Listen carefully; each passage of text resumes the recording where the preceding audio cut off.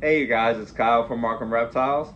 Today I'm going to be addressing 5 snake myths, and I brought some of my buddies, so stay tuned.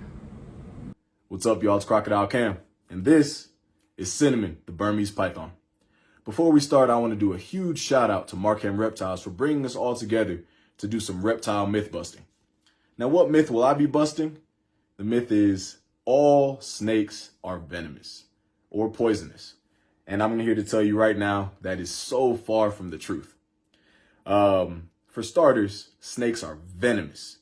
And I believe there's only 1 or 2 snakes that are actually poisonous, and we don't need to worry about those. This snake right here is non-venomous. She is a constrictor. And what she does is when she catches her prey, she will, boom, bite it.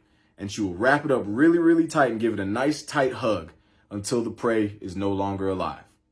Then she will swallow her prey whole. That myth has been busted. Not all snakes are venomous. Crocodile Cam out. Hey you guys, it's Kyle from Markham Reptiles. I'm here with my boy W.A.Y, and we're going to address the myth that snakes are not pets. So if you go to any viral video and it involves snakes, a lot of times you'll see the comment, snakes aren't pets. Well, W.A.Y here is a captive bred ball python that I produced.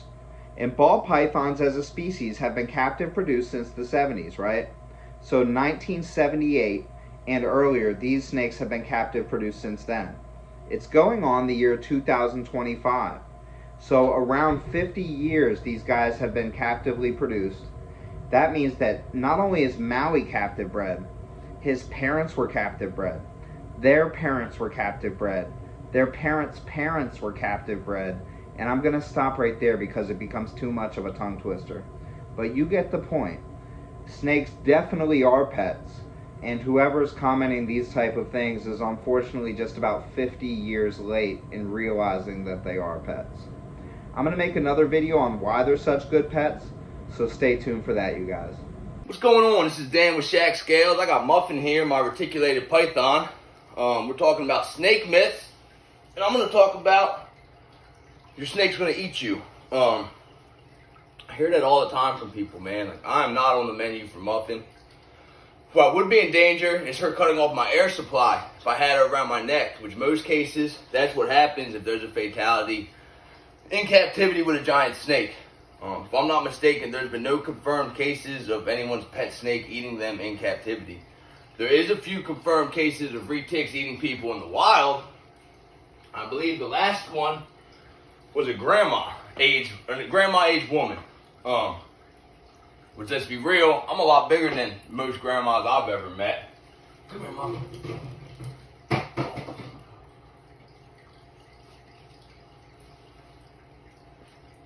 And the only confirmed cases, like I said, are in the wild, never in captivity.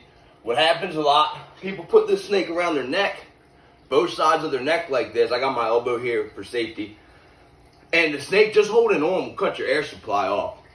And then you die. And the snake doesn't eat you, but you're done for. Guess who gets blamed? Not you, man. Your snake's going to get blamed.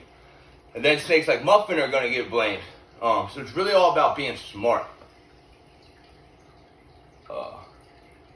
Yeah, it does get annoying. People say, this snake's going to eat you one day. Like, man, I got a rabbit in the other room. She eats rabbits. I got a free roam rabbit. I go in there, I pet the rabbit, and I come out here, I take Muffin out, man. Like, she knows I'm not food. I bring the food. I don't get all in her face and, like, put my hands in her face, but I don't have to, she doesn't hunt me down because she smells a little bit of rabbit on me. So, just wanted to come on here for my buddy Kyle and say the message that your giant python is not going to eat you. And you can keep yourself safe by simply being smart. That's really what it comes down to. This is Dan with Shac Scales. It's the one and only Muffin, and we're signing out. Thanks for hearing about our myth busters. Muffin the Myth Buster. Peace. Hey you guys, it's Kyle from Markham Reptiles. I'm here with my boy Joker, and today we're going to address the myth of snakes chasing people. So, if you live here in the United States, you've probably heard about snakes chasing people, and this is a common myth a lot of places. Here, it's common with the cottonmouth. So the cottonmouth is a water-based snake, and it's throughout the southern United States and the eastern United States. Um, Basically, stories of cottonmouths chasing people are super common. You'll see videos of a cottonmouth coming across a body of water and going towards people's boats and things like that. And basically, cottonmouths, you guys, they live in the water. They eat fish. If you are out on a boat fishing, your boat probably smells like fish, and the cottonmouth is coming towards your boat because it smells food, which is fish. And this has nothing to do with you. It's most likely just trying to get fish.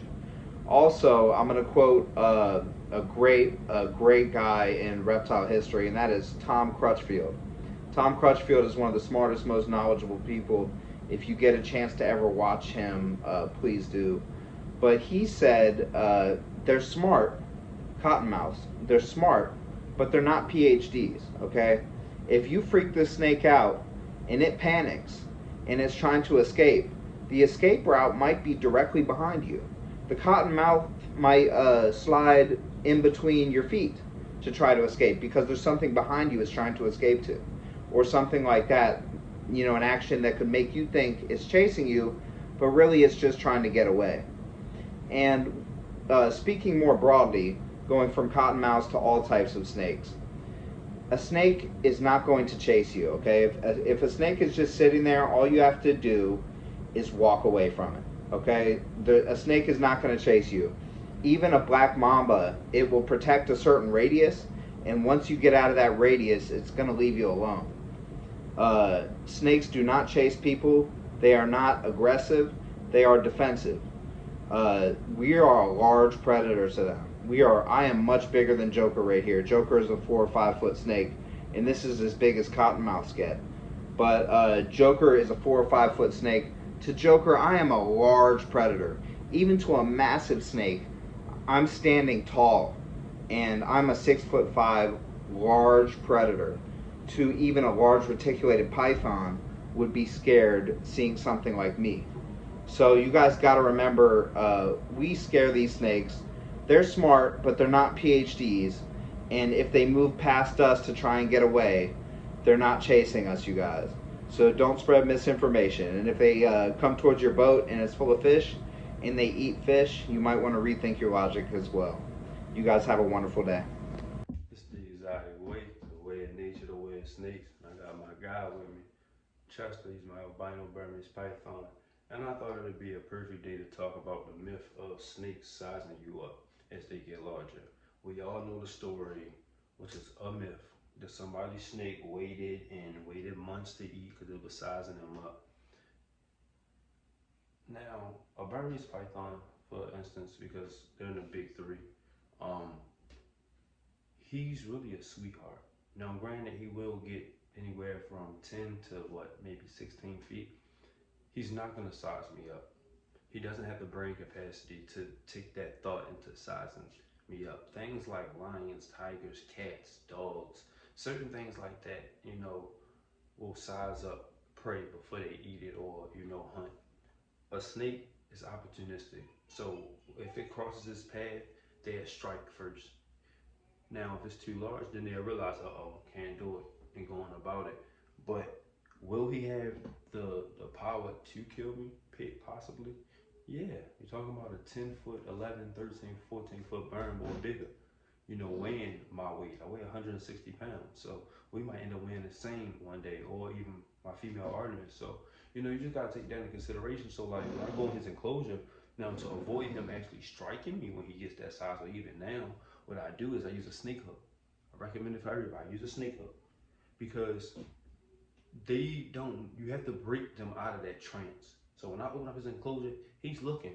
He thinks it's time to eat. When I tap him with that hook, you can see it. You can even see it in their eyes sometimes, how that trance breaks. And then it's time to handle. So if he was sizing me up, don't you think he wouldn't want to be handled and things like that? Don't you think it would be certain things he would do to try to size me up? I wouldn't really be able to get him out without him trying to take a bite at me. So, there's just some things to think about with myths. And, a lot of this stuff been going on for generations, man. like I say, I was once terrified of snakes.